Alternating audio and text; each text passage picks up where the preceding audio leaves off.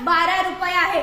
रस्त्यावर ट्रॅक्टर मधून जाताना कुणी एक ऊस घेतला तर शेतकरी हसून बोलतो, अजून घ्या, यात काय एवढं. परंतु मॉल मध्ये साधी कॅरी बॅग फुकट मिळत नाही. तो शेतकरी आहे. शेतकरी जगला पाहिजे, कारण कितीही इंडिया डिजिटल झाली तरी भाकरी काही आपल्याला डाउनलोड करून मिळणार नाहीये. शेतकरी जगाचा पोशिंदा आहे. म्हणून मी चिखलोड येथील इयत्ता 9वीची विद्यार्थिनी कोमल रतन त्रिभुवन आपल्या समोर विषय मांडणार तो महाराष्ट्राचे आराध्य दैवत श्री छत्रपती शिवरायांच्या स्वराज्याला, बाबासाहेब आंबेडकर यांच्या राज्यघटनेला, महात्मा ज्योतिबा फुले यांच्या शैक्षणिक क्रांतीला, माता जिजाऊ, माता सावित्री, माता अहिल्या यांना त्रिवार अभिवादन करून येथे उपस्थित माझे शेतकरीचे बंधू आणि भगिनी, शिक्षक आणि सुईच्या टोकासारखं बारीक निरीक्षण करून दुधाचं दूध आणि पाणीचं पाणी करणारे परीक्षक, सर्वांना माझा मनपूर्वक नमस्कार. मी तुमच्या समोर विषय मांडते, शेतकरी राजा उभ्या जगाचा पोशिंदा. मित्रांनो, माझा बाप शेतकरी राजा उभ्या जगाचा जरी पोशिंदा असला तरी आज माझ्या बापावर काय परिस्थिती आली आहे ते तुमच्या समोर मांडते. खुर्ची आणि टेबलाच्या मध्ये ढेरी तट्ट दाबून बसलेल्या साहेबाला सखाराम आदराने बोलला.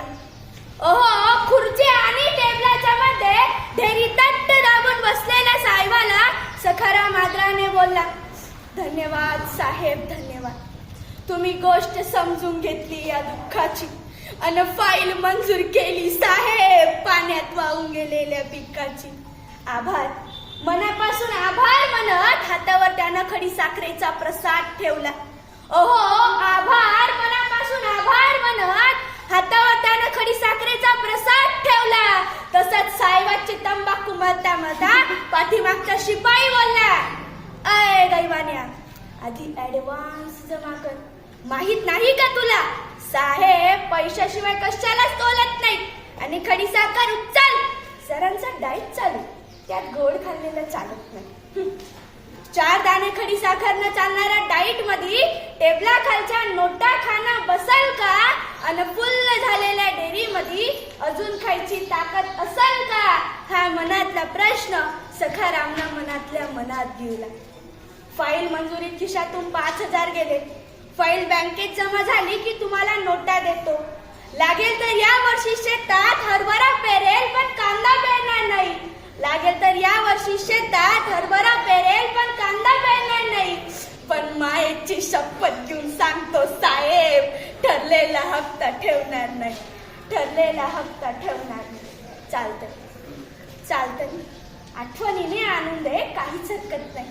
महोदय म्हणे चालतंय, आठवणीने आणून दे, काहीच हरकत नाही.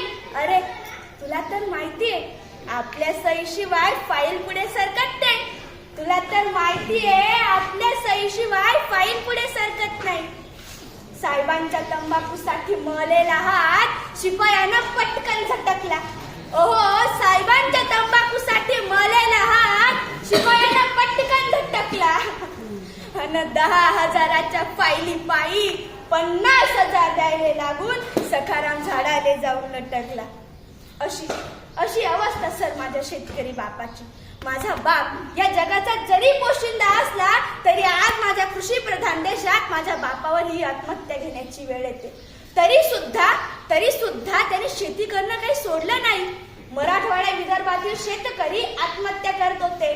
तेथील एका पत्रकाराने आपल्या भारताच्या कृषी मंत्री साहेबांना प्रश्न विचारला, कृषी मंत्री साहेब, मराठवाड्या विदर्भातील शेतकरी आत्महत्या करतायत, यावर तुमचं उत्तर काय?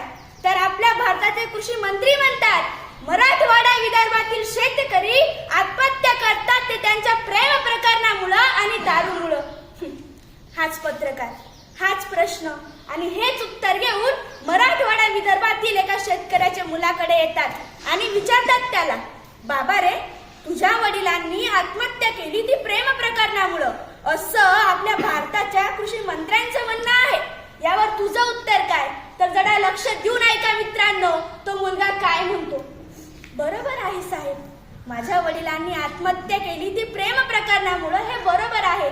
परंतु साहेब, कृषी मंत्र्यांना कळालेलं प्रेम ते बाया बापड्यांचं असावं, पण मला कळलेलं प्रेम माझ्या बापानं आयुष्यभर या जमिनीवर केलंय. आकाशातून पाऊस पडला नाही आणि जमिनीतून पीक उगवलं नाही. साहजिकच आहे नाव साहेब, माझ्या बापाची प्रेम कहाणी अपुरी राहिली. साहजिकच आहे नाव साहेब, माझ्या बापाची प्रेम कहाणी अपुरी राहिली.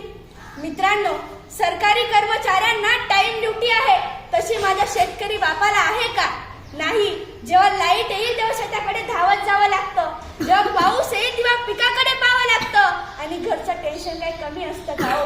तरी सुद्धा माझा शेतकरी बाप या जगाला पोचण्याचं काम करतो. मित्रांनो, सचिन तेंडुलकरने 15,000 रन पूर्ण केले म्हणून भारत सरकारने त्याला भारतरत्न दिला. परंतु माझा बाप हा बाण तर तो बाण लाखो रन पूर्ण करतो.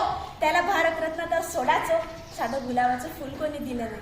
मग मला इथेच हा प्रश्न पडतो की माझा भारत देश हा कृषी प्रधान देश आहे की क्रिकेट प्रधान? मित्रांनो, शिवरायांच्या, शाहू महाराजांच्या काळात शेतकऱ्याला प्रथम क्रमांक दिला जात होता. शेतकऱ्याच्या मिरचीच्या देठालाही हात लागता कामा नये अशी शिव आज्ञा होती. परंतु आज चित्र बदललंय.